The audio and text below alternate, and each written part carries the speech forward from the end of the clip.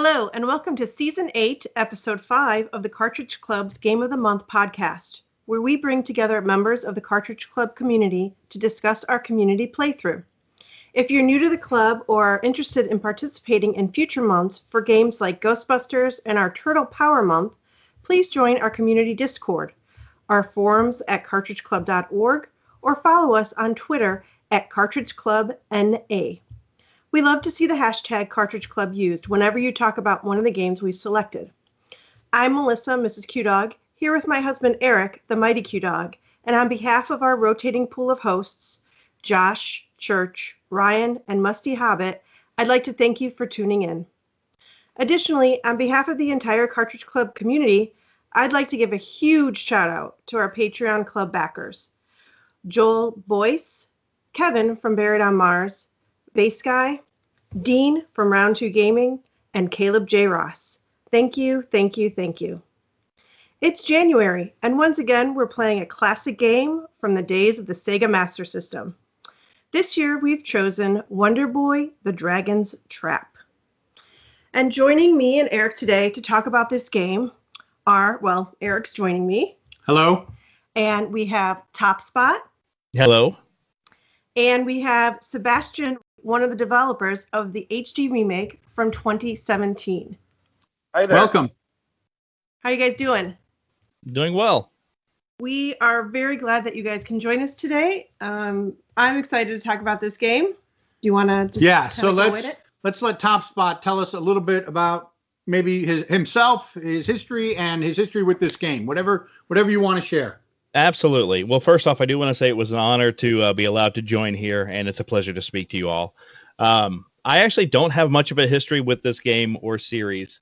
It's always been a blind spot for me, and I know the series as it went on had so many permutations and different names, and the closest thing I had to any familiarity, I guess, was Adventure Island, which is a game I'm not particularly fond of myself. So, but the HD remake really did put the game kind of on my radar just because of how beautiful the updated visuals were. And so ever since then, I really had an interest in checking the game out, and being featured on the Cartridge Club here gave me an opportunity to give it a shot. And I really did enjoy it. I had a good time. Excellent. Yeah, we one of the reasons we're glad to have you on is because this is a first time playthrough for you. Is that correct? That is absolutely correct. Right. So why don't we go? Well, yeah, maybe we'll introduce ourselves and then we'll go to Sebastien at the end because he's got quite a story, I'm sure. So Melissa, why don't you tell us?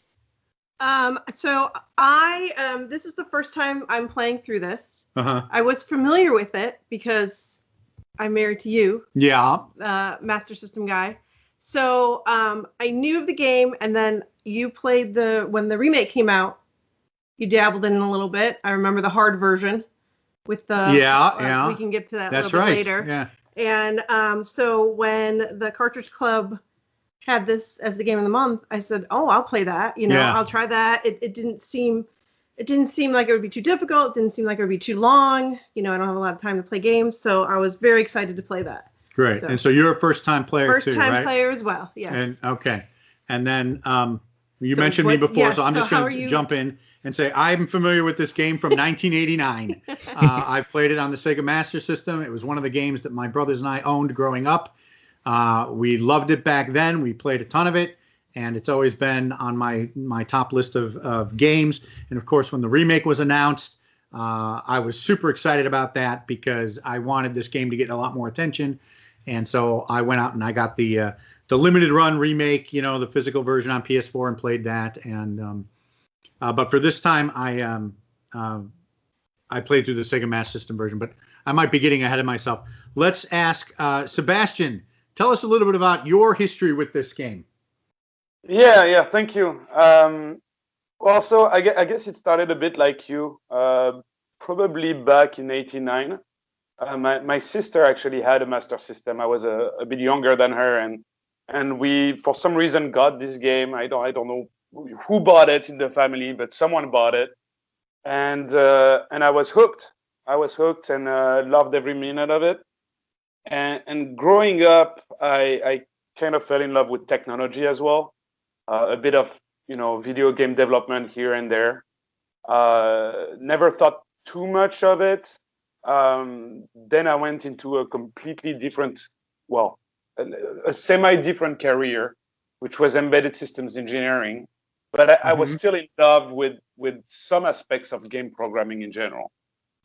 And so I actually saw that trailer, the original trailer for the remake, online completely randomly, and decided to just reach out to the team. So I sent an email to the developer, to Omar. An email, by the way, that was written in English, and I said, "Hey, I love this game. I've actually attempted some small remakes of that game in the past myself, and I also know the Master System pretty well because I've developed an emulator for it, and I love 3D programming in general, OpenGL and those technologies, and so I sent that whole email, and he responded to me in French, which was surprising because I didn't know he was French. And so he kind of figured that out pretty quickly, and said basically, "Oh yeah, let's have a Skype call, and I'll show you the technology, and yeah, you're on board, no problem. You can join the team."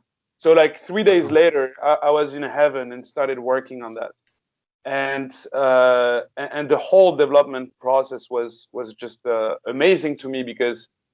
I was still that kid, right? Like in love and fond of this original game, and so as the artist and the musician, so Ben and Michael in the team were producing new art or new pieces of the soundtrack.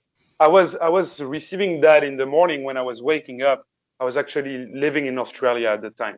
And so I would wake up and see that new content and just get super excited about it. So it was an amazing experience developing that game as well for me. Awesome. So I want to ask, because I have just a little bit of experience with this. You mentioned Omar. He is a big the creator of a Master System website called SMS Power. And I'm curious, you said you wrote an emulator for the Master System. Had you ever worked with Omar before on SMS Power or anything like that? No, but I knew his name, of course.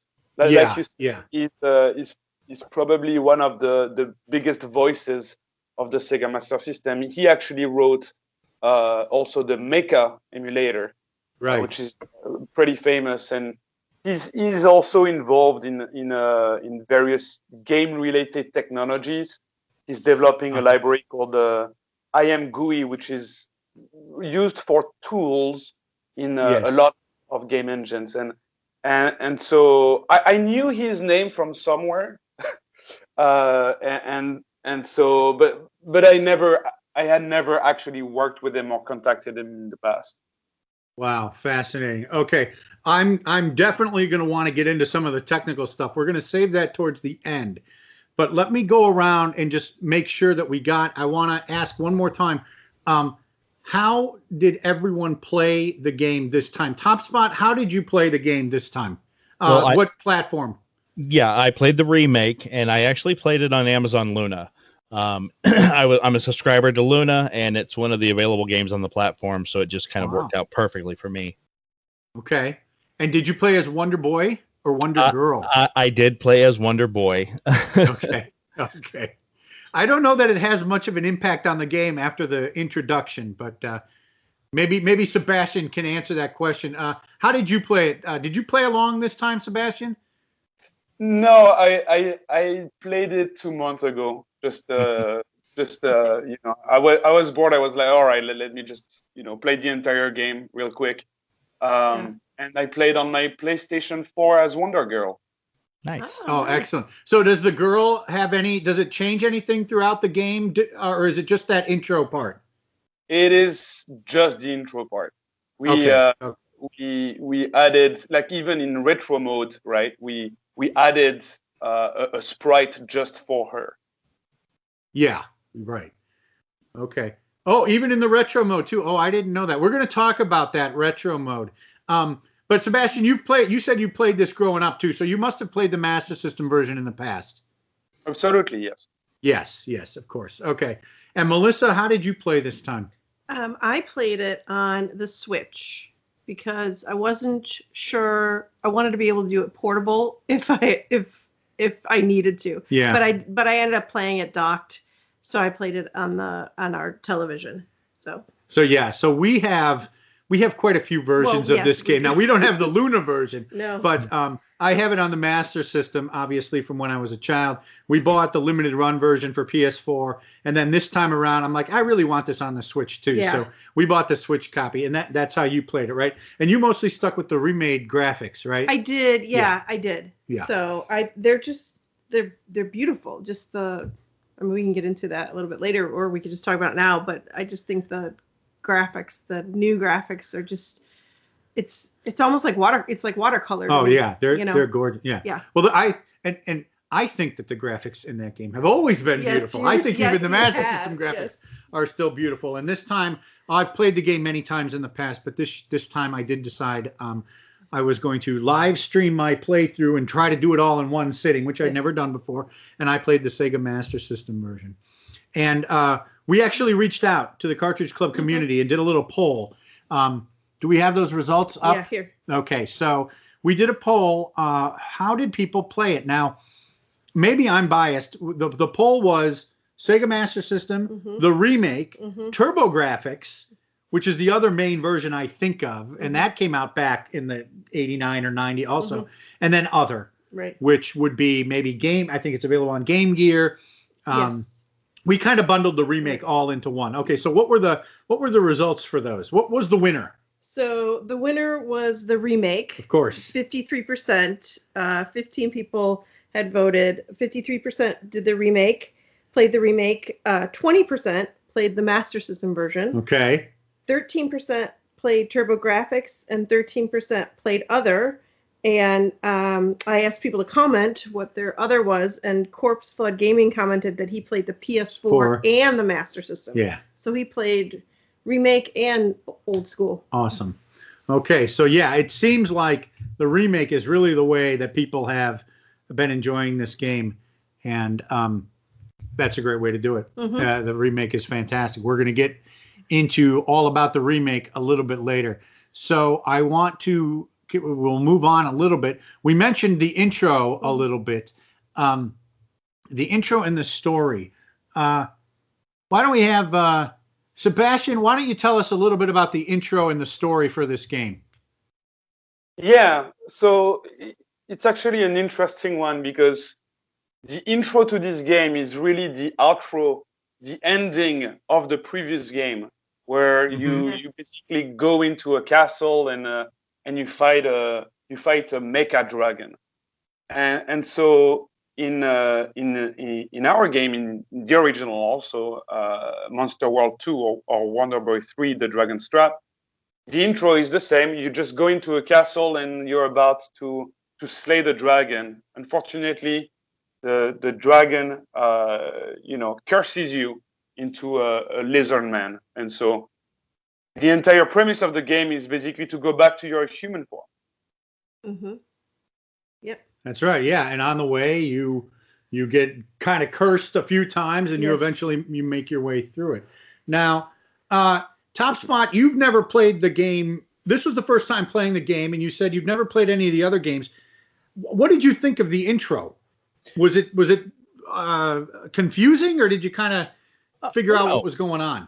No, I mean, it's actually it sort of has become a trope in a lot of games to start out like super powered and then to lose it all and have to build your way back up.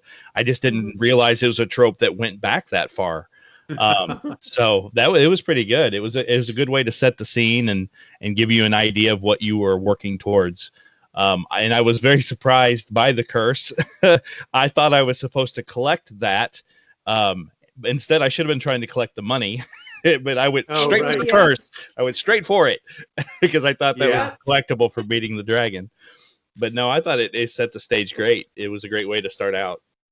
Good. Yeah, good. We might talk about the previous game Sebastien mentioned for the Master System, this is called Wonder Boy 3, but it's also called Monster World 2. It is a sequel to another game, and we're going to talk a little bit about the series later. But let's focus on this game right now. Let's talk about the gameplay. Yeah. What is the game like? Melissa, what do you think of the main mechanics in the game are kind of platforming, right? It's moving from location. So what do you think? Either left or right, or sometimes you can go both ways. And you're hitting the enemies as you make your way through, and and sometimes you go up. You're in a pyramid, and you got to go up and do a little bouncing or climb a wall or do things. So yeah, it's total platforming, I would say. Mm-hmm. And you want to collect money and you want to kind of upgrade. So then I guess, some people might say, well, then it's kind of RPG-ish, but I mean, only in so much as you want to collect gold, and so you have to kind of play things a little bit over and over, like maybe a level that you are able to get through easily to get some more gold to buy things. Yeah. Grind up a little bit.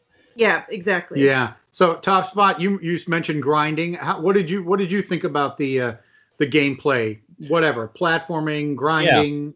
Yeah. Action platforming. Going into it essentially blind, I really didn't know if I was going into a game that had a series of levels. I didn't realize it was going to be one connected map. Those are all things I learned through playing because I just hadn't investigated it before. But certainly after the intro scene, it gets tough. It doesn't pull its punches on you. But what I liked about it, and you'll have to tell me if it was the same in the original, was that I died a lot. I saw the game over screen more than I have in any game I've played in the last 2 or 3 years. But you don't lose anything substantial because you get to keep the money that you were earning. So when Melissa was starting, the advice I gave her was treat the early game a little bit like a roguelike or a roguelite, actually. The progress is going towards things. You might die and have to start at the town again, but you haven't lost that much time. You haven't lost that much progress, and you're constantly building towards the next thing. So it was easy to justify all the game overs because I was still building up, even though I was, having my butt handed to me a lot. Sure. And TopSpot, I would say, so I had a little bit of trouble with this game. I'm not a big platformer. I'm not, I play games, but I'm not like a huge gamer, right? And so I'm not very skilled.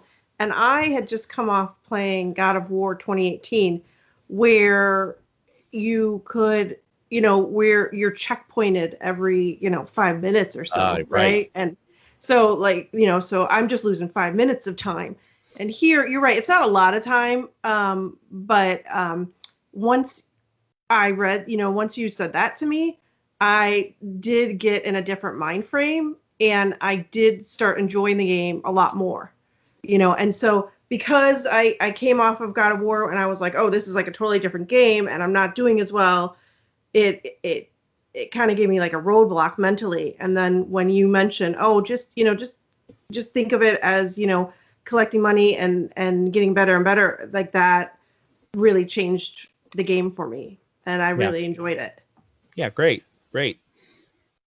So Sebastien, what about you? I mean, so you grew up playing this game, or you played it for 30 years now, I guess. You worked on the development. What do you think about the gameplay of this game? Yeah, so there's a few interesting things compared to other typical platformers, I would say. I think the first thing is really that, it's not like a Mario where you have to time your jumps very perfectly to get to another platform, and if you fall down a pit, then you're dead. Like you never die by falling into a pit in this game. Mm-hmm. What that does is that it brings you to a new level, right?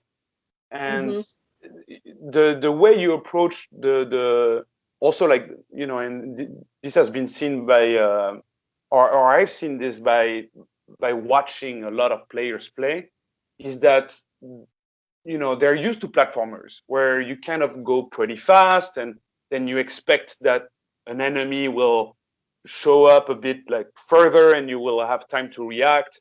This game is, I would say, like, you cannot really play the same way. You have to be a lot more patient. So when you approach a new area that you don't really know, you want to make sure to kind of go slowly to see what's up, right? Just, just like you'll have a random snake or a cyclops like coming at you, and then you will be like, circled by different enemies, and like you will die immediately. So it's more about just trying to figure out, okay, what's next, and taking it slowly. I think that's, for me, one of the major differences that this platformer is compared to others. There's, of course, the RPG elements that were mentioned that makes it kind of exciting. Like just buying the right equipment for the right character and for the right environment. That adds a bit of spice to it. Yeah, and we haven't actually explicitly mentioned that in this game, you get cursed at the beginning, right? You turn into Lizard Man. And as the game progresses, you transform into different creatures, right? Now there's 5, I think there's 5 total. And I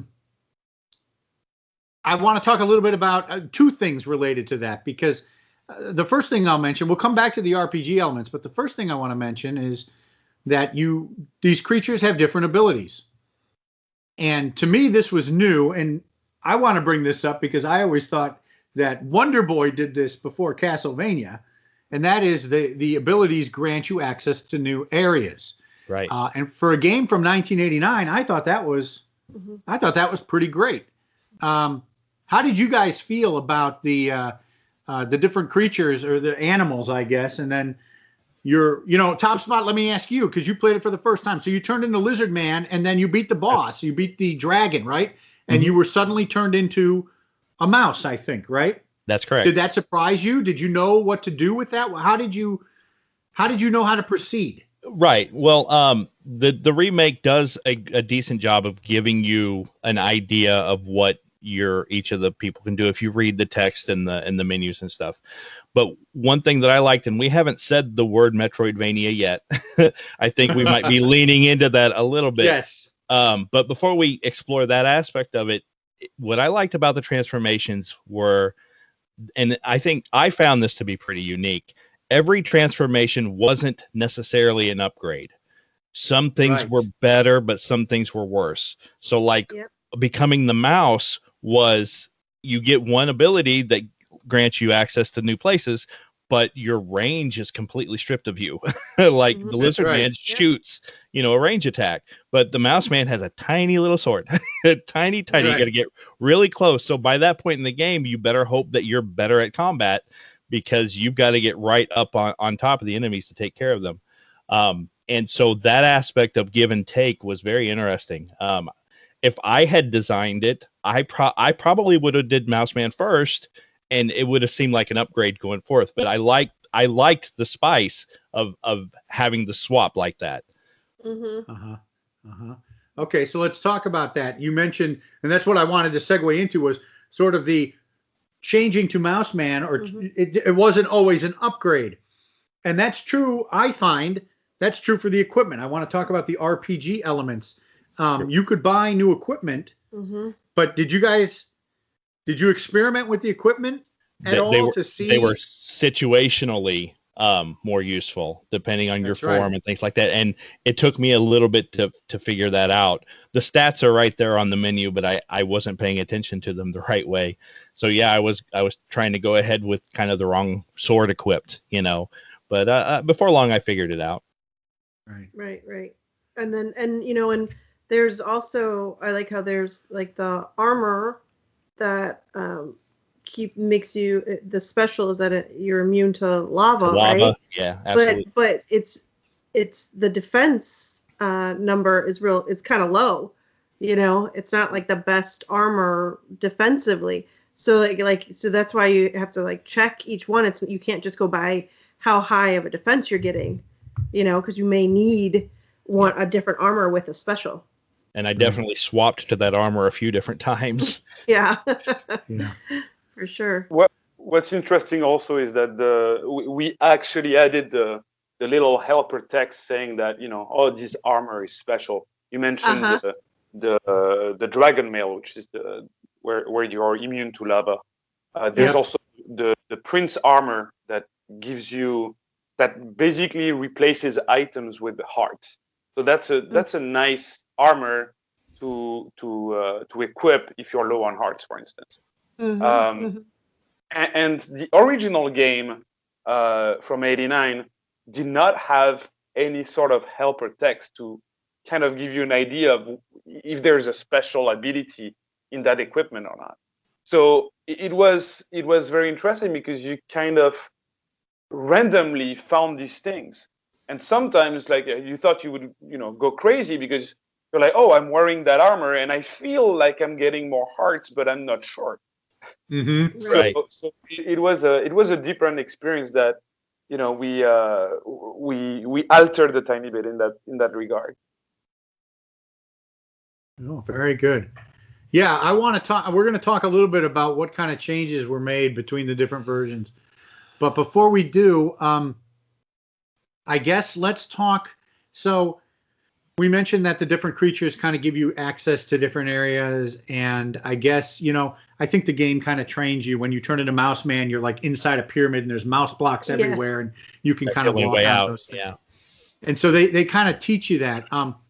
At one point, I claim the game kind of opens up where you are a creature, Lizard Man, and then you become Mouse Man, and then you become Piranha Man, which is good. He can swim. Right. And but then something happens. You get an item that allows you to find a transformation room, right? And you can start to transform. And so you're then free to move between the different creatures that you've got, right? And so that allowed. I felt like that was a really good part where you could start to explore, right? And this game has some secrets. Yeah, I think it has a few secrets. I'm going to start with TopSpot again. Yeah, because you're a new time player. So did you find any secrets? Did you find anything noteworthy or interesting that was sort of off the beaten path? Well, I'll tell you straight out. I know I did not find every secret. I've got 2 swords I never found, even having beaten the game, and there's an armor I didn't find. Okay. One of the best secrets in the game, I think it's probably one of the most famous ones, you kind of gave me a hint towards, and I never would have found that on my own. It is a very, very cleverly hidden depository for all the different upgrades and items. Just the way the game, I just wasn't looking past that being just a standard item room. Right. So that's an awesome secret. And I appreciate you pushing me towards it. And I had accidentally gotten that spoiled to me on Twitch. I signed on to Twitch for 5 minutes and I saw the guy go into that place. So I was like, oops, I didn't mean to spoil that, but that's what happened. So that is a secret. I tried to be subtle. You were very subtle. It was great, but I already knew what you were talking about because I had just seen it. Other than that, I don't know what other secrets I did or didn't find because I was just playing, like, it's linear enough that I didn't even know if I was finding a secret or just progressing. You know what I mean? Like, of the swords I found, I'm missing 2, but maybe someone else might be missing 1 that I did find. So yeah, but that part of it, that's one of the best things I like about games in general is figuring out their secrets. And this one still holds some that I don't know about yet. Yeah. So Sebastien, again, I know a little bit about how this game was developed. How faithful was the game with the secrets from the original? Extremely faithful. I think like all the secrets that were in the original are in our remake. We added a few ones that we can talk about in a bit. Sure. But I'll say that, yeah, like for me, that's what resonates a lot with this game is I remember just walking around in different places, pressing, the up direction on the D-pad just to see if it would open a secret door somewhere. And so I was just scanning areas like when I was a kid and trying to figure that out. And that's pretty special because the game doesn't give you any sort of clue as to where a secret could be. Like, there's a lot of random spots or random rules that trigger certain secrets. So we try to keep that, you know, and be faithful in that sense. Yeah. Mm-hmm. Yeah. Yeah. I like that you mentioned there's a lot of behind the scenes things that kind of determine what happens. Like even just how much health you lose to hitting something. It's not random per se, but it's not absolutely predictable either. Or sometimes I'll one shot an enemy and the next one I'll hit and it takes 2 hits. So there's a lot of behind the scenes things to how the equipment works or whatever that kept it interesting. And I saw on the developer blog post that, you know, that was, you had to dive deep into the code to figure out how a lot of those things worked. So I thought that was pretty amazing. Yeah, I'm gonna ask Sebastien all about the sort of the reverse engineering thing. But before we get to that, is there any other comments you guys want to make about the gameplay itself? I mean, I really liked that, you know, it seemed like this game was kind of short, right? It was like, oh, this, like, I'm already on to the next level, or, you know, but because once you became a new character and then when you could go back to change back to the new character and all this, like, other areas opened up, or the same area that you're already at had like a secondary, had secondary areas for a different character now. I thought that was really cool. Very good. Yeah. Very good. Yep. Oh, okay. Let's maybe we'll move on a little bit. And of course, just if you have any thoughts, just throw them out. But I want to move on a little bit to sort of the design of the game, or I guess we talked about the gameplay. I'm thinking more of the audio-visual now of the game. And of course, some of you played the remake, some of you worked on the remake, and some of us have played the original. Maybe we'll start with the remake because I think that's what most people did. So, Melissa, I'll ask you. You already said, what'd you think of the graphics in this game?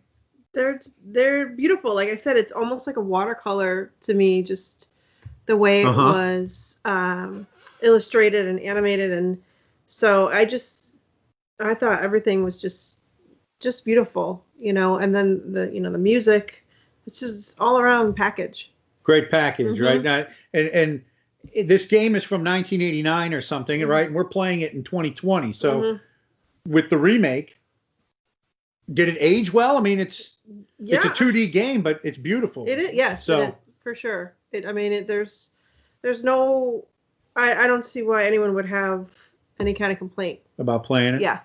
What about you, TopSpot? What do you think about the graphics and the sound? Oh yeah, the visuals they knocked me out. Like I said, when it was first launched, that was one of the things that I took major notice of, was just how gorgeous the character design was, and how you can see how it's drawn from the original. Like, it's not like a pixel by pixel copy of the original art, but if you put the two characters side by side, you can tell they represent the same thing. And each of the forms are just brilliantly animated, and when you think you've seen it all, you'll get to a place that has this, like the top of the pyramid has this lighting effect that, like, literally took my breath away. You get shown in a gradual silhouette because there's a bright light source behind you.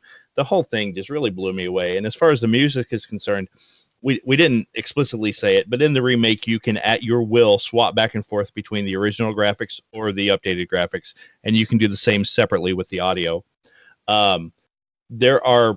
I went through entire play sessions without even realizing I was on the original audio because the music's just that good. Like, it was so good and so fitting to the places where you are in the game. The updated music is wonderful, but I was listening to the old music without even realizing it. It was just so good and so fitting. So it was very, very good. Excellent. Now, and Sebastien, you mentioned that you saw the trailer and that inspired you to reach out to the developers, right? So tell us your thoughts on the graphics and sound. Yeah, no, I did realize it was a real thing when I saw those graphics, right?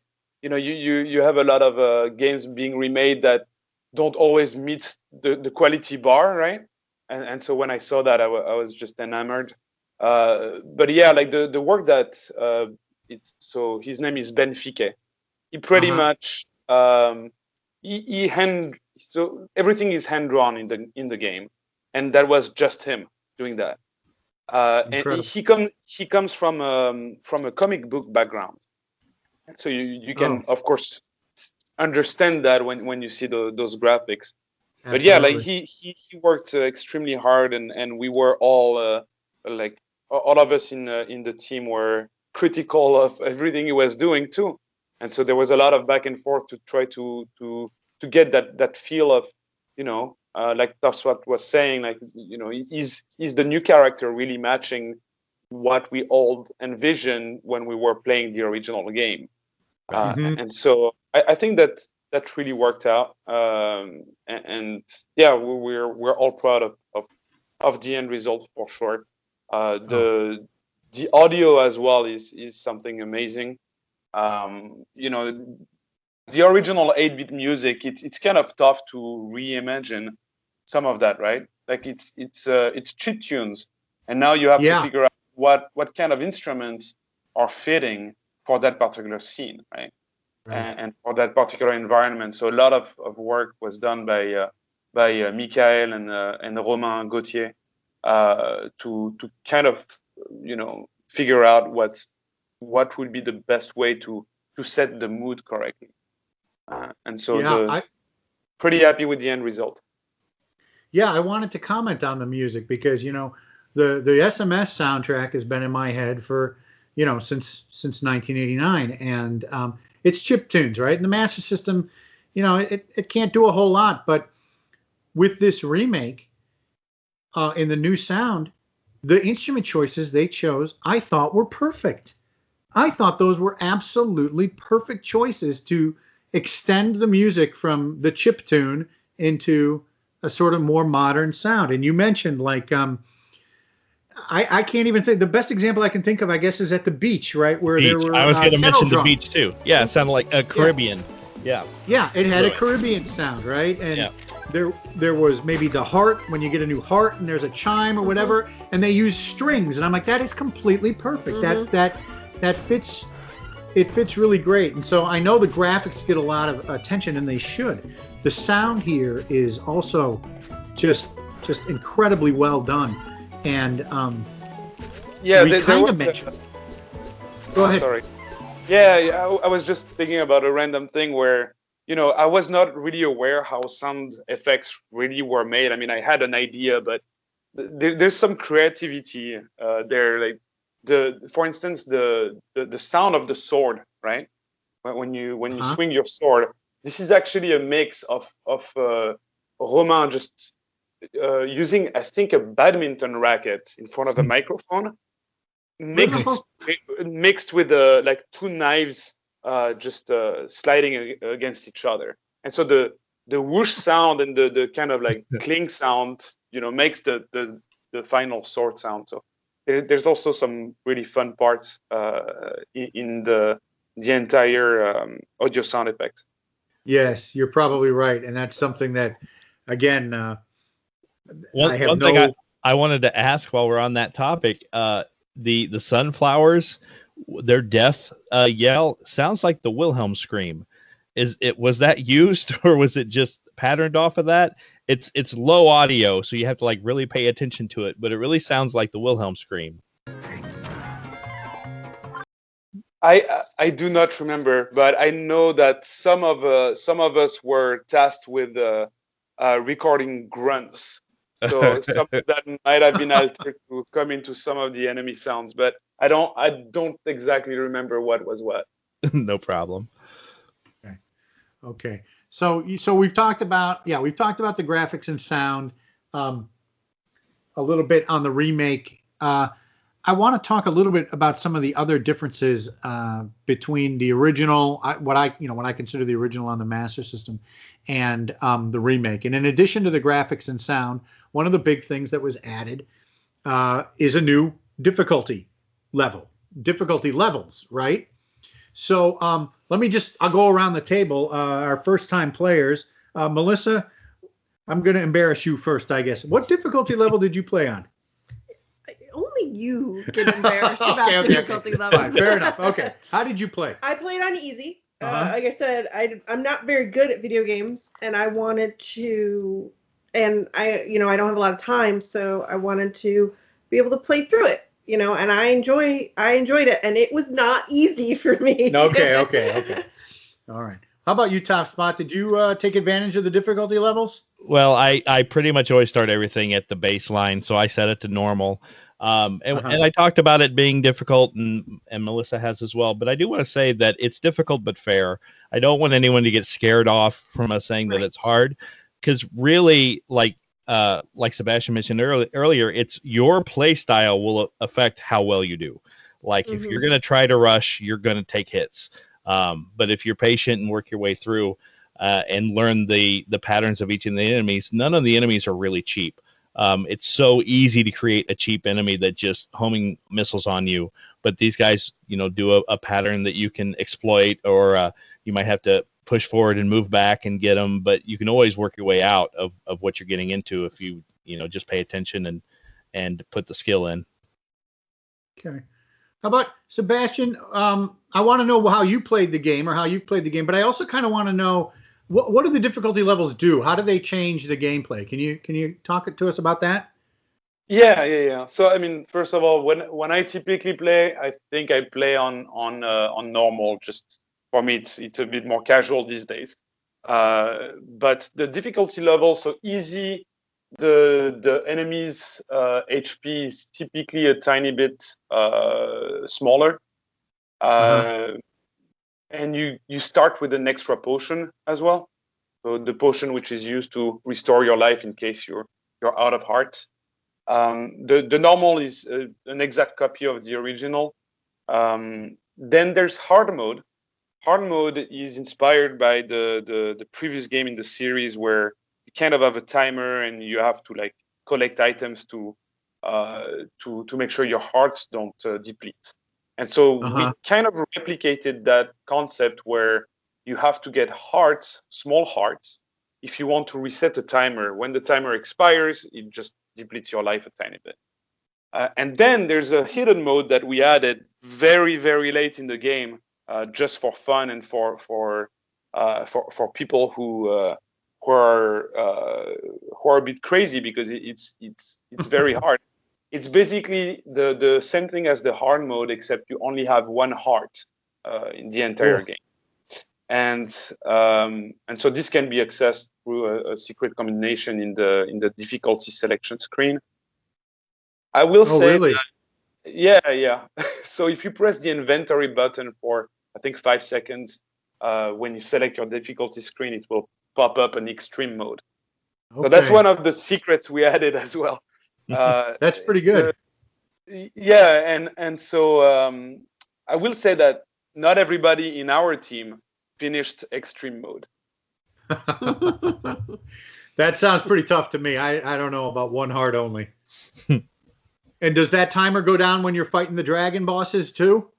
No, I think so if I remember correctly, there's a couple of rules where we disable the timer. I believe when you're fighting dragons, because you cannot get any sort of item at that time, you cannot get hearts, so you cannot refill your timer. And there's also when there's screens without any enemy at all. So the village, which is kind of the safe spot of the game, right? Of course, your timer is not depleting there. Okay. Let me ask you. You mentioned the life potions or medicine. I forget what they're called. I'm going to call them potions. I had forgotten about this. In the Master System version, the potions they don't always fill you up all the way. It's random. It appears random. Was that kept the same in the remake, or am I mistaken? How did the potions work? Do you remember, Sebastien? I do exactly remember, because I found out something while reverse engineering that part. So the way that it works is that it's based on the amount of hearts you have. There is a range that it will refill up to. So either it's basically, let's say you have 5 hearts, it's going to refill from 3 hearts to 5 hearts. But there is a secret there. If you keep mashing the attack button while your potion is refilling your heart, it will go up to the max every time. What? That's awesome. Awesome tip. gotta write that down. Is that true in the original and the remake? No, yes. the remake. It is true in both. Yes. Oh, you know what? I must have just been. You were just mashing the whole time? Mashing the whole time because Well. always filled for me. All right. That's good to know, because that was one of the frustrating parts, which I had forgotten about until I replayed it recently, was that the potions don't always refill you all the way. Okay, let's talk about. Okay, so then I'm sorry, I'm jumping ahead. We actually sent out a poll. Mm-hmm. Did I ask Sebastien what levels he played on? He said he played normal. Normal, yeah. And I played the Master System version, so I guess normal too. Mm-hmm. But we sent out a poll. How did people play? What difficulty level did they play? And the poll kind of matches our experience, right? 61%, 62% played on normal out of 21 people. Interestingly, no one played on hard, but 23%, almost 24% played extreme. Do we believe them? It's an extreme secret, and it sounds really difficult. But some people did find that secret and play on extreme. So good for them. That's way beyond my skill. Yeah. I can tell you that. All right. I want to talk about some of the other changes. One thing I guess I'm curious about are the charm stones. I don't actually know how these really worked, and I know you could collect them in the Master System game. They seem to be missing in the remake. Sebastien, can you talk to us about the charm stones? How was that mechanic modified for the remake? Yeah, absolutely. So charm stones were used in the original game to collect charm points. Basically, it was displayed as a CP in the menu, if I remember correctly. And so what happened is that some shops would, which you can find a few shops in the game that sell items, and some items would be only reserved or only available if you had a certain amount of charm points. Right. Not only are the charm stones impacting your number of charm points, but each character also had a different base number of charm points. So that entire mechanism was extremely grindy in the original, or that's at least how the entire team felt. And so we decided to kind of get rid of it. There was also a Game Gear versions that kind of modified the way the charm stones were working. So the fact that we removed that was not completely new to the amount of versions that existed for this game. We didn't completely remove them. We actually added the same kind of item for a different purpose. So we'll probably talk about some other secrets later, but there are some different secret levels that you can access. And when you finish those, you actually get a charm stone. And these charm stones are used for a few things. One of them is to be able to collect or to buy a new secret sword in the game that was not in the original. And also they are used to open up some secret doors in the village. It's more like an end game type of thing where you are able to reach the dragon rooms right away from the village. But for that, you need all the charm stones collected from the remake. Okay. Okay. Yeah, in my playthrough, I did get one charm stone very, very near the end. And just for fun, I booted up the Master System version, and I was playing around on it, and it gave me a charm stone very near the beginning. So that kind of clears it up for me, because I wasn't sure what was going on with that. Since you brought that up, I got two. I actually got two today, 2 charm stones today. So nice. Where did you get yours at? You know what? It's actually been a few weeks. I don't remember. It was something very, very near the end. But I don't remember what I do know there is a shopkeeper that's keeping something from me. Yeah, so, me too. Yeah. He's kind of in the underground area. Yeah. But yeah. So I only found one. So you're actually one up on me there. Yeah. Okay. So what did you find, Melissa? So I found, we can, this is kind of, I feel like this is kind of like a secret. There's these unknown levels. They're called the unknown. And so, there was the one I found was, I was Lion Man. And when you go in the water on the beach, because Lion Man, his sword hits the ground, there's like a rock that's kind of hidden behind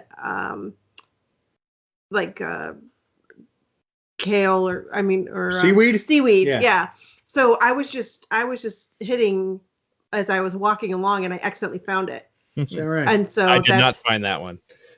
Yeah. So, and I actually found it when I was first Lion Man, and I was like, "This is too hard," and I got out of there. That was like that was before I even went through the Lion Man level. So I went back today and I got that, and then there's one at the end of Lava World is what I wrote down. If you change into Hawkman, you can fly over the bricks that are there, and you get this unknown world for him. Is that right? And then the other one is there's a door underwater under the desert. Like at one point, there's those crabs that are shooting up at you, and then you can go. Yeah. Ant lions. Yeah, they're called ant lions. Okay. Yeah. So down there was like a random door I found. But then what happens is it turns me into Lizard Man, and I couldn't get past this one part jumping as Lizard Man. And so I couldn't do that one. So were these added in the remake, Sebastien? I don't remember any of these in the original. Were these new rooms you guys added, new secrets? Yeah, exactly. So we kind of wanted to extend the base game a tiny bit by providing challenge levels and all of the unknown areas that you mentioned. So there is one per character, including human. And so we added those. Like the development of this changed quite a bit. It evolved quite a bit during development. At first, we wanted to make it kind of timed. Make it in a loop and see how better you could be and to beat your time. And then after we realized, maybe we should make it so that there is a prize at the end, and that's when we brought charm stones back, and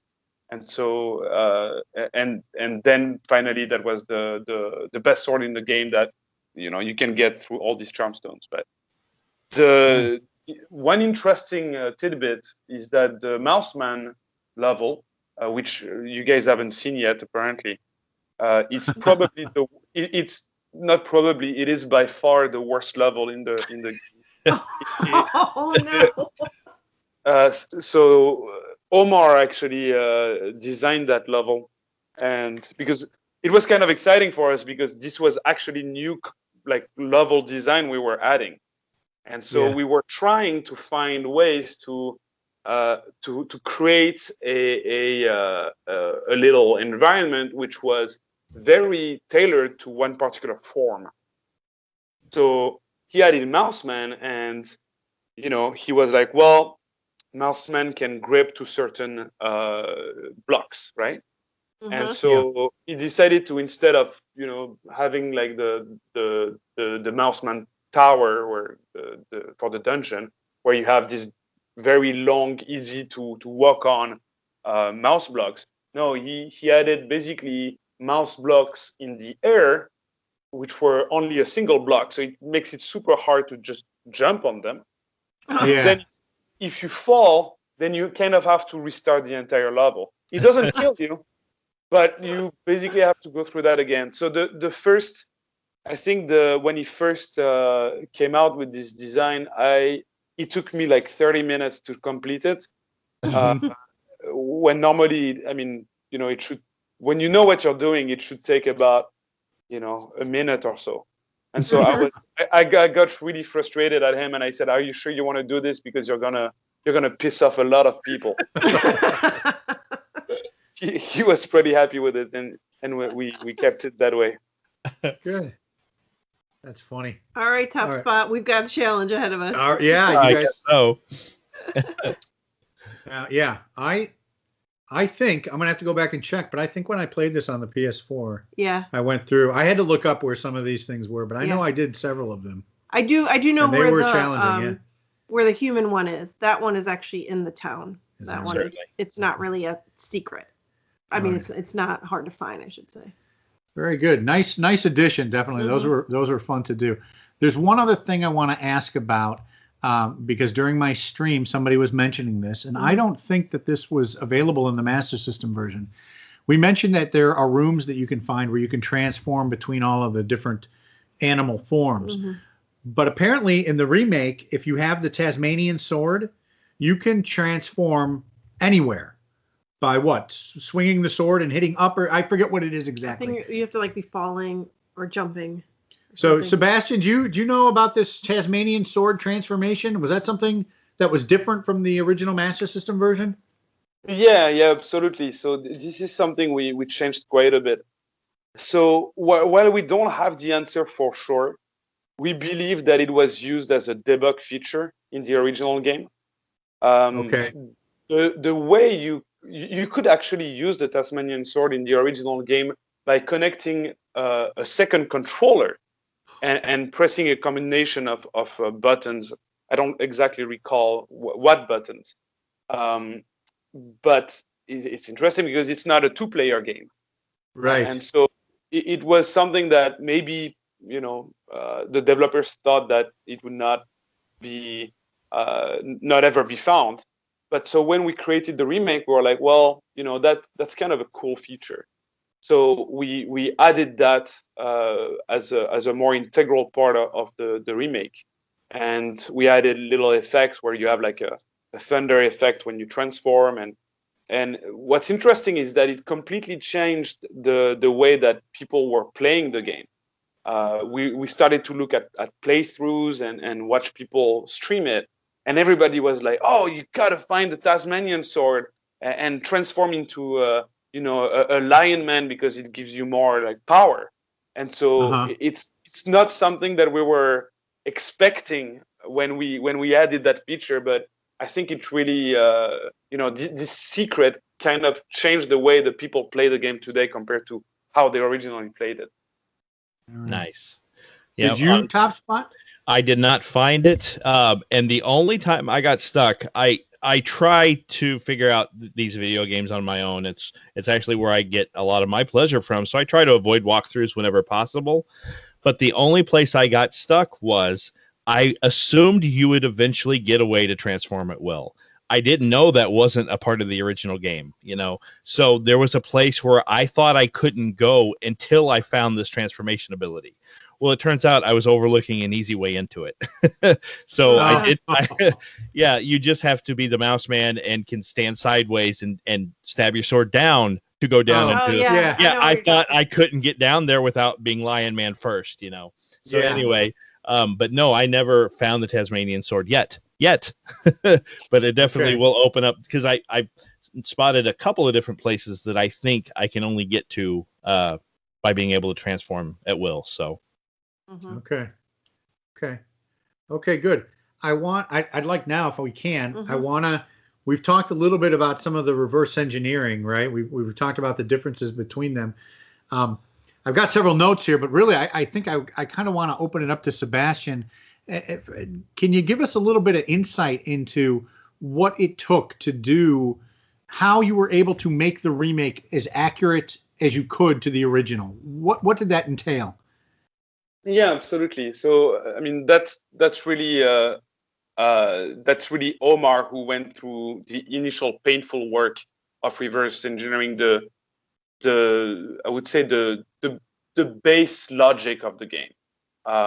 So the way it worked is that he actually used an emulator running the original game, added some kind of visualization helper tools on top of that to try to find out, where does the game store the position for the main character? Where are the hearts stored? And so you basically start finding these random addresses in memory, and you try to poke at them. You modify something, and then you realize, oh well, now turns out I have a new sword. So that means you found, where the equipment is located in memory. Right. And you iterate over and over. It's you don't sleep for weeks, and then finally you've got something that you kind of understand. And after, it's a matter of more adding a nice coat of paint on top. What we did though, which is pretty interesting, is that the remake itself is an emulator. So we are actually running the original game at all times. And what we do is that we kind of hook up certain functions within the original game, and we alter them on the fly. So we kind of add this new high-level functionality to the original game by detecting certain patterns, and that's how you produce what we did. Nice. So were you okay? So when you say you're running an I don't want to get too technical, which I'd love to do, but you said you're running the actual original game, the original Z80 CPU code. So yeah, it is running Z80 code, and this is, what I ate for a lot of weeks as well myself, trying to figure out, how is an enemy moving, and how we actually added something we haven't talked about this, but we added a new type of enemies. The enemies in these games are color coded. So the red ones are easier, the green ones are middle, and the blue ones are the hardest. And so we actually added yellow enemies in this game, and we wanted something special for them. So we altered their speed, and of course they're a lot more powerful. And you can find these enemies more in hard and extreme modes, for instance. Right. But what was interesting? There's like yellow frogs. Yeah. Yeah, right. There's the yellow frogs, yellow snakes, all those bastards. Yeah. And so as I was like trying to understand, like, how can I even alter the original retro mode to show those yellow enemies, right? Because the original game worked with what we call a palette, and so all the enemy sprites were the same, except they would just change the color, so that saves memory. And so as I was trying to understand how the palette of these enemies work, I actually realized that there was an extra unused color, which was kind of brownish gold. And so it's crazy because we never ended up actually making it in the final product at the time, but I actually reused that piece inside the original game to add this new functionality. So I thought that was cool. That's awesome. Yeah. So did you have any challenges, any particular challenges when you were, if you're running the old code on a new console? And I guess I'm thinking of things like, Omar's article, he mentioned things about the 60 frames per second, anything with widescreen, or even the rendering switch where you can go on the fly between the two graphics modes and music modes. How was that? What kind of challenges did you face there? Yeah. So I would say I'll start with the easiest, the switch back and forth. This is actually pretty straightforward because we're kind of rendering the old game at all times, and then we're just adding something on top. So making that switch is not too complex. The white screen part required a bit of work because, of course, some levels were 4x3 and not meant to take that much amount of the screens. That did impact a few things, such as the bosses. So I had to go and edit a lot of random things in the boss code, basically the logic, because it was just not spawning across an entire widescreen. The 60 frames per second was probably the worst. And you were just talking about the challenges of running Z80 code. So I'm going to go into a tiny bit of technical details, but there are what we call registers on the Z80, which store stuff like the position of the enemies and the speed of the enemies, etc., etc. And of course, at the time, that CPU was not very powerful. and so it could only hold integer registers, so no floating point or anything. And so we realized that, moving it to 60 frames per second, it would cause some problems. For instance, if an enemy was moving, let's say 13 pixels per frame, and now you're running twice faster, so in theory, you want to move 6.5 pixels per frame, but you can't store that in the registers of the original Z80. And so we had to do some tricks like detect whether it's an odd or even frame and move by 8 or 7, or in that case, 6 or 7 pixels per frame, etc., etc. There was also like some challenges with I remember in particular the whole intro where it says, you have this adventure that awaits you, etc. And so there was a lot of little tricks with timings and changing the palettes to kind of make gradients of color and where the clouds are moving in the background, etc. And to get all of these values figured out when you multiply the number of frames by 2, that was challenging because there was a lot of hard-coded value within the original game. So we had to find a lot of little bits of memory here and there to just make sure that those values were divided by 2 or multiplied by 2 when it needed to be. So that I think was probably the highest number of bugs we were tracking throughout development. It was just making sure that we are able to render at 60 FPS and bring that smooth new experience from that old title. Right.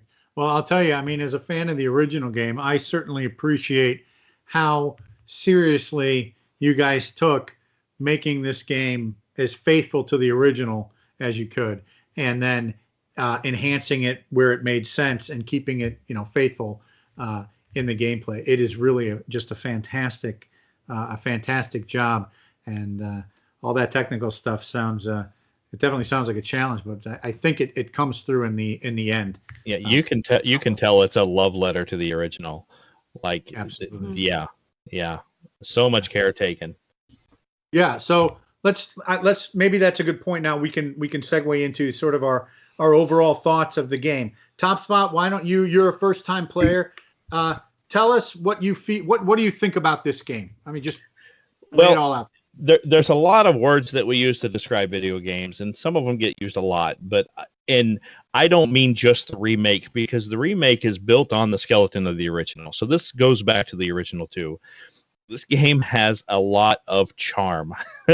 It takes itself seriously enough, but not too seriously. You're fighting a dragon who's also a mummy. You're fighting a dragon who's also a vampire.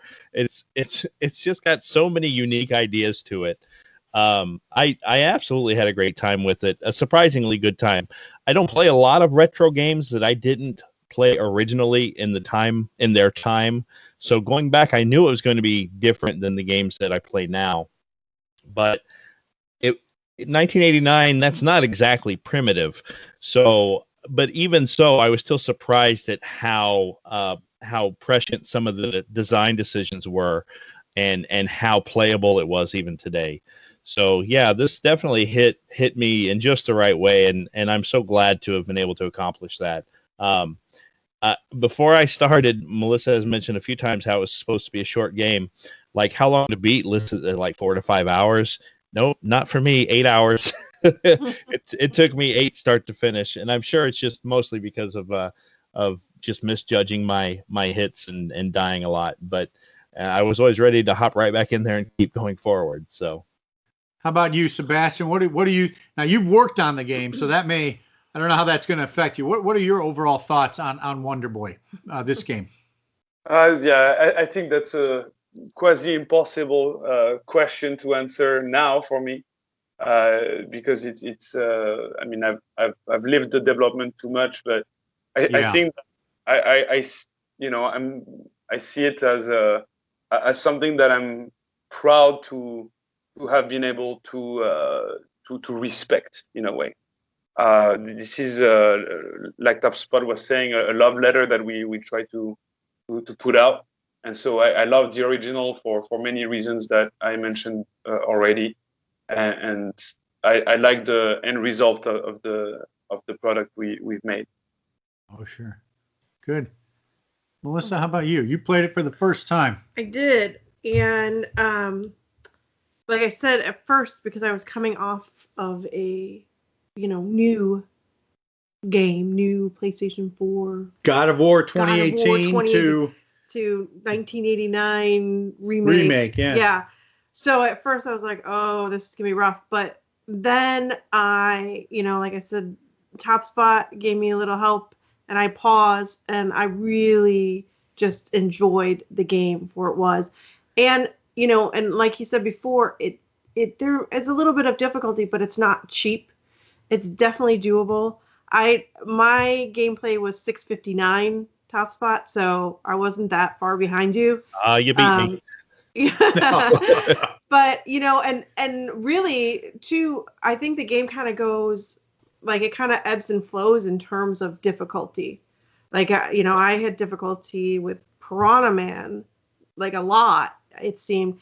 And then I just flew through Lion Man. I mean, when I told you that I was surprised. Finished Piranha Man and got through Lion Man, and I was already at Hawkman, you were like, no way. Yeah. And I was like, yeah, Lion Man was easy. No, I struggled with Lion Man. Yeah, so on my playthrough. Yeah. It's just how it works, and maybe by that time too, I was kind of getting into a groove, right? Okay. So I really enjoyed it. The music is great. The graphics are great. It's just, I want to say it's a cute game. I like it. Cute. It's cute. It is cute. Yeah. One thing. So you guys enjoy. One quick thing I wanted to mention. I had a little bit of trouble with Mouse Man. You're traveling westward, and you've got to make all these jumps, and your character has a certain amount of momentum starting and stopping. You can't go straight from a standstill to make some of the jumps. But what helped me was actually switching to the old school graphics. Like, it put me in the mindset of, oh, I need to treat it like an old game, and I had an easier time once I switched to the old graphics. That's interesting. Nice. That's an interesting trick. It was just a mnemonic trick, but it worked. It helped get me through the area. It made your brain think that you got to approach it like an old school game. Isn't that that's something? That's really something. Okay, let's see here. So you want mine? Oh, I don't know. Do you have anything? I grew up with the game. Yeah. It's always been one of our favorites. I jumped right on it when I started paying attention to it. As soon as I heard about it, wasn't surprised to hear that Omar had a hand in it. He was a big fan, and I can tell you, at least based on what I know, which is not very much, that it definitely was a love letter to Wonder Boy. I know Omar loved Wonder Boy 3. He named his emulator Mecha after the Mecha Dragon from this game. And I wasn't at all surprised to hear that he had a hand in it. I love it too. I think it's one of my favorite. People always talk about Phantasy Star as sort of the number one Sega Master System game, but I really think Wonder Boy 3 gives it a run for its money in terms of the number one, at least U.S. released and maybe worldwide Master System games. So I adore the game, and we have it on every possible version. I think I can, not every, but many of the different versions we have, because I just can't get enough of it. And so we also reached out to the community, right? We wanted to see what some of the Cartridge Club community had to say about it. Do you have some of those? Yes. So we have Rocco Estalon commented that it was a masterclass on how to remake a game. Yes. So definitely shows how well that remake That's been received, yeah. And then Church at the Game Grinder said, Wonder Boy the Dragon's Trap is what you get when you mix a beloved classic with a team of inspired developers to remake a game that displays its passion so well. It just makes me feel good inside. Yeah, that's nice. So, Sebastien, thank you for the work that you guys have done. The game, it's obviously a huge fan favorite, and even a wider audience now of people get to enjoy this wonderful game. But we can now look beyond Wonder Boy 3, right? I keep calling it Wonder Boy 3. It's actually Monster World 2. it's a sequel to Monster World 1. There's a whole series of games out there. TopSpot, you mentioned it's a confusing series, and I think it's confusing. Let me ask Sebastien. Sebastien, do you know much about the Monster World series? Yeah, so interestingly enough, I haven't played all of the games in the series, but it is extremely confusing to say the least. Monster World 2 is the name of the original Japanese game, which was Wonder Boy 3 in the US and Europe and other parts of the world. It turns out there's also Monster World 3. There's Monster World 4. There's like now a remake of Monster World 4. There's like, TopSpot mentioned Adventure Island, which was outside of the Monster World series, but was called still Wonder Boy, and that was the original one, which I loved it. I don't know why you said you didn't like it, but I loved it myself. Sorry. So yeah, I'm every time I'm asked about this question, I have to kind of remember and think about what exactly this license is, and it's so complex that you would need a giant graph to figure it out. That's true. I'm going to I did a little bit of research, and I want to just mention some of these. As you mentioned, it's called Wonder Boy 3 on the Master System, but it's really Monster World 2. Monster World 1 is also available on the Master System. I think it was available in the arcade. It's called Wonder Boy and Monster Land, sometimes called Wonder Boy and Monster World, sometimes called Super Wonder Boy and Super Monster Land. That's a prequel to the first in the series. It's a little bit like this. I think it's got some more more adventure type things to it. After this game, there's Wonder Boy and Monster World that's available on the Sega Genesis. There's Monster World 4, which never came to the US, but is getting a re-release, a remake maybe. I think it's called Asha in Monster World or something like that. That's probably coming out on modern systems. And then there's one that I consider to be very much I don't know how much of a sequel it is, but it certainly has the same kind of gameplay where you are going through the world and transforming into different creatures, and that's called Monster Boy and the Cursed Kingdom, which I know is available on Switch. I'm not sure if it's available elsewhere, but there are a number of games in this series. So if you're interested in Wonder Boy 3 or Wonder Boy the Dragon's Trap, there are at least 4 others out there that you can check into, and Monster Boy and the Cursed Kingdom, I think, is one that people should definitely look at. It's out now. It's a little bit hard to get physically, but I think it's still out there digitally.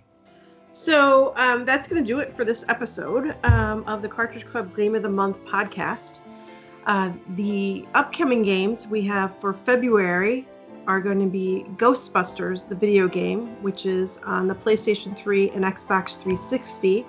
And now there's a remastered version that you can play on the Switch, PlayStation 4, Xbox One, and Microsoft Windows.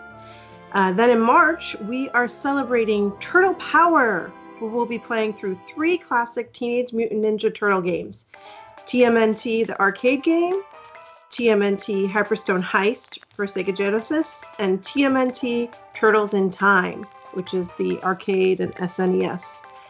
Finally, you and I have the honor of announcing April's Game of the Month for the Cartridge Club, and that will be The Legend of Zelda Wind Waker.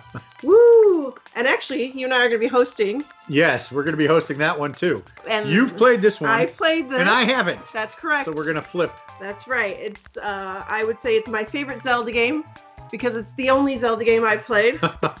And so I'm going to enjoy watching you play through it. And maybe I'll play it again. I don't know. We'll see. We'll see. Yeah. And then our sister podcast, the PC-focused Quick Save Club, they will be playing racing games in February. And March will be Mods Month, where they'll be talking about some of their favorite mods. And then April will be Shadow Warrior. If you would like to get involved with the Cartridge Club, please follow us on Twitter at Cartridge Club NA. You can also visit our Discord for all kinds of discussions about games of the month, general video gaming, gaming news, all kinds of things. And there's also the Cartridge Club forums at cartridgeclub.org and Facebook community and group pages. In addition, to those of you who are interested in supporting the club beyond a review on the podcast app of your choice, I'd like to mention that the club is entirely funded by pledges made from members of our community. We are extremely grateful to those supporters, and if you're interested in becoming one of them, please look into it at patreon.com/Cartridge Club. And finally, we want to thank our guests for joining us today. TopSpot, where can we find you? Well, thank you again for having me. I go by TopSpot123. If you search that name, you're going to find me just anywhere I've posted anything. I'm most active with my YouTube channel. And as far as social media, I really only use Twitter on the regular. So you can find me pretty easily. Great. Thanks so much, TopSpot. It's been a real pleasure having you. Sebastien, any last comments or plugs you want to make? Oh, well, thanks a lot for having me, guys. I had a great time reminiscing about the past. And I will say I'm not very active on social media, so I'm gonna go back to my work at Nintendo and try to create some new nice stuff for everybody. Oh, excellent! Awesome. I won't even ask you about any special things that you could tell us about. With I'm sure Nintendo likes to keep their secrets. Thanks for being on. It was a real pleasure talking to you and getting some developer insights. And you can tell we are all big fans of the Wonder Boy remake. So thanks again, Sebastien. Thank you. All right. Well, you can find, I'm Mrs. QDawg, and that's MRSQDAWG. And you can find me on Twitter as Mrs. QDawg. And I'm Mighty QDawg. And Melissa and I, we have a YouTube channel that we occasionally put interesting things on called The Mighty QDawg. And you can find us sometimes in the Cartridge Club Discord. Yes. And don't forget to play the April game of the month, and you can listen to us talk about that guy too. Yes. Wind Waker. All right. Well, thanks again to TopSpot and Sebastien for joining us. And everyone listening, we look forward to hearing from you soon. Thank you for joining us. CC Unite.